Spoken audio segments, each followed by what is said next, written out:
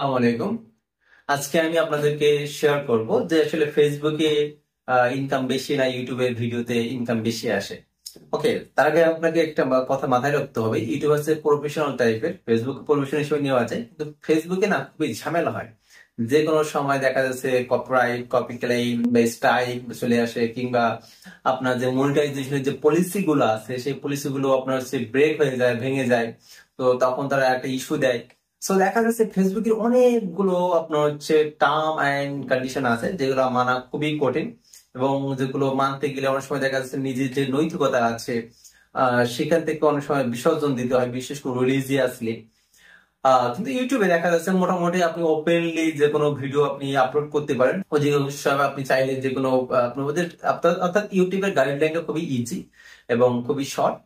আপনার ফেসবুকের মতো অত সস্তা না।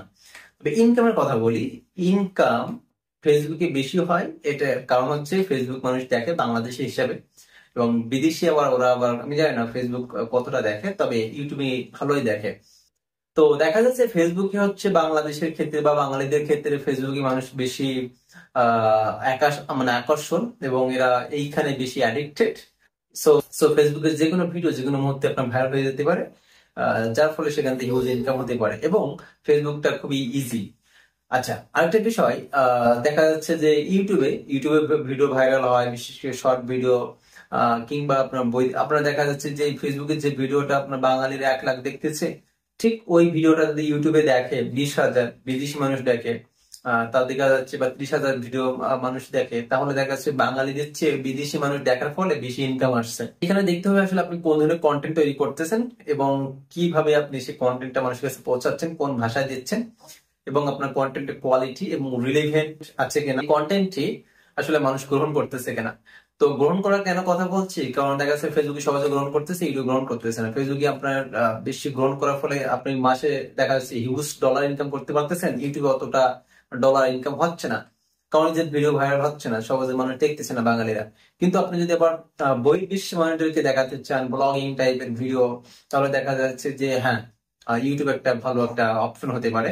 কারণ ইউটিউবের সত্যগুলো খুবই সহজ, এবং সেক্ষেত্রে আপনি প্রফেশনালি এবং আপনার অত সহজে আপনার চ্যানেলটাকে কেউ হ্যাক করতে পারবে না, কিংবা আপনার যে পলিসি আছে, মনিটাইজেশন যে পলিসি গুলো আছে, সেগুলো সহজে আপনাকে স্ট্রাইক দিতে পারবে না, কিংবা বন্ধ হবে না।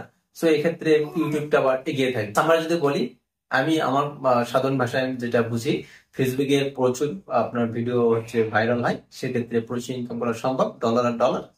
বাট ইউটিউবে যদি বলি, ইউটিউবে অতটা সহজ নয় ফেসবুকের মতো। ইউটিউবে প্রচুর হার্ড। হ্যাঁ, এখানে প্রচুর হার্ড। সেটা আমি জানি না, আমি 2টা চ্যানেল এর আগে আমি গ্রো করেছি, একটা হচ্ছে ডিপার্টমেন্ট অফ ইংলিশ এবং হচ্ছে জব ড্রিমার্স। সো এই 2টা চ্যানেল আমি গ্রো করতে গিয়ে আমার যে এক্সপিরিয়েন্স হয়েছে আমি এখানে বুঝতে পারছি। অথচ ফেসবুকে আমার দেখা যাচ্ছে যে মানে আমার ভিডিও ভাইরাল করতে অতটা আমার কষ্ট করা লাগেনি, কিংবা আমি কষ্টই করিনি, হুটহাট ভাইরাল হয়ে যায় যে কোনো ভিডিও যে কোনো মুহূর্তে। কিন্তু ইউটিউবে হচ্ছে না, ইউটিউবে অত সহজে ভাইরাল হয় না। সো দেখা যাচ্ছে ফেসবুকে সহজে ভাইরাল হয়, এই জন্য বেশি ডলার ইনকাম হয়। ইউটিউবে সহজে ভাইরাল হয় না, মানুষ দেখে না অত সহজে, এই জন্য সহজে হচ্ছে আপনার টাকা বেশি আসে না। তবে ইউটিউব হচ্ছে সিকিউরিটি বেশি, এবং সিকিউর যেটা বলা আসলে ফেসবুক অত সিকিউর না, যে কোনো মুহূর্তে যে কোনো কিছু হয়ে যেতে পারে। সো আপনার আশা করি বুঝতে পেরেছেন কোনটা ইনকাম বেশি এবং কোনটা সিকিউর বেশি। আসসালামু আলাইকুম রহমতুল্লাহি ওয়া বারাকাতুহু।